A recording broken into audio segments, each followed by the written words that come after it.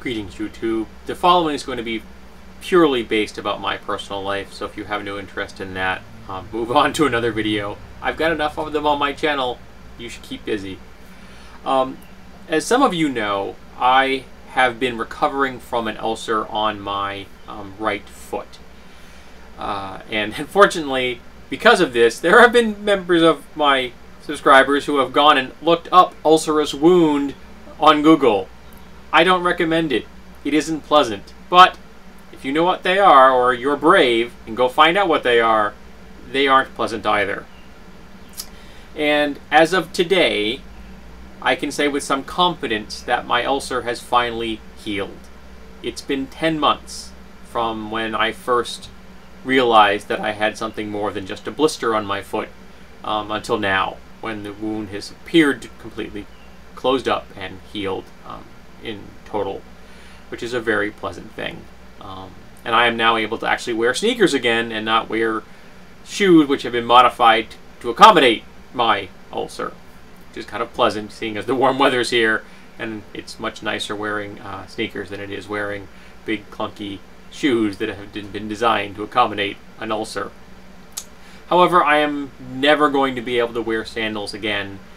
I have to wear socks, period. I cannot ever let my foot rub against anything that isn't protected by a layer of protection like a sock.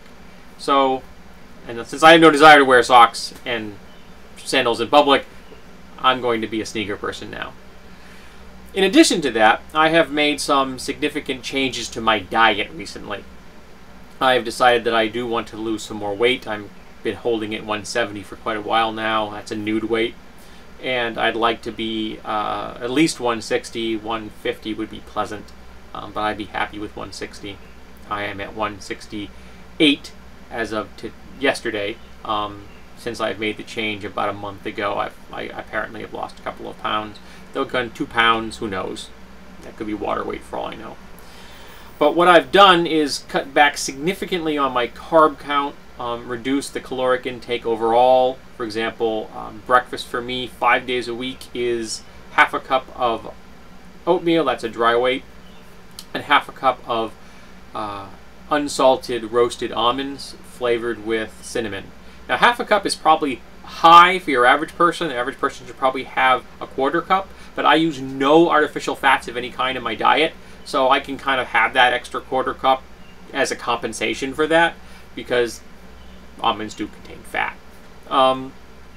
Dinner for me lately has been 8 ounces of vegetables, peppers and onions, with about 5 ounces of ground turkey, and flavored with crushed red pepper relish and sometimes Korean ketchup, because I'm into spicy things, because I can't have sweet things being a diabetic.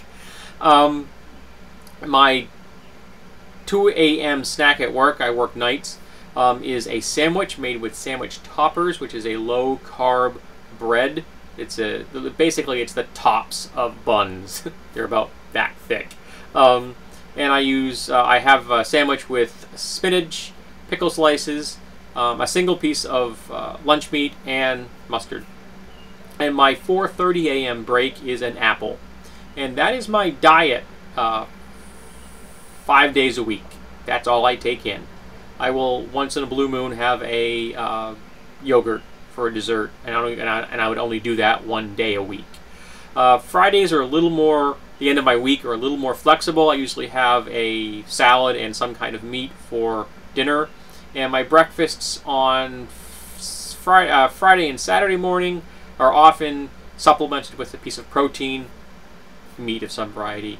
And Saturdays are pretty much the day I'm not too worried about anything I take in. I still try not to overdo it, but I allow myself to have a higher level of fat, a little bit more carbs, things like that. My diet is very restricted at the moment. I try to aim for as low carbohydrate targets as I can. I'm trying to always live within a low glycemic index diet, and glycemic index foods are foods that your body processes into sugar more slowly, or preferably not at all, because my body is really good at processing sugars. So I have to avoid giving my body the fuels that it would then process into sugar. And I also allow myself about 1 smoothie a week, just for fun. I like fruit smoothies. Again, I can't have anything with dairy in them, but I can get them with soy. And there's a vendor at the mall I go to that just makes fruit smoothies without any dairy at all, soy or a soy substitute. It's just fruit and ice, which is kind of pleasant. I could make them at home, but frankly, I'm kind of lazy, and I don't mind spending $4-something to have someone do it for me. So that's the changes to my health, to my foot, and to my diet.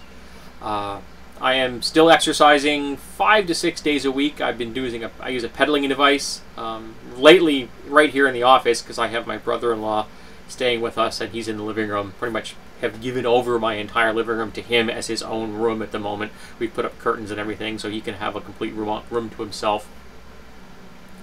So I've been exercising in here, which is, I can't exercise this way facing the screen, unfortunately. There's not enough space under my desk. But I can exercise this way, which still lets me watch videos or listen to something on my computer while I'm reading. So that's cool. I would like to eventually get back into doing push-ups and sit-ups and things like that, but I do need to make up a rig to keep my feet from touching the floor, because I cannot risk stressing my toes at all. So I don't want to be doing push-ups, putting stress on my toes in the least.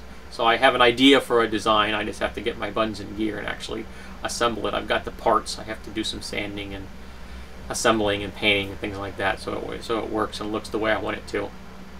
So if anyone else has been working on improving their health or overcoming some kind of an illness or changing their diet, chime in the comments below, and you have my encouragement.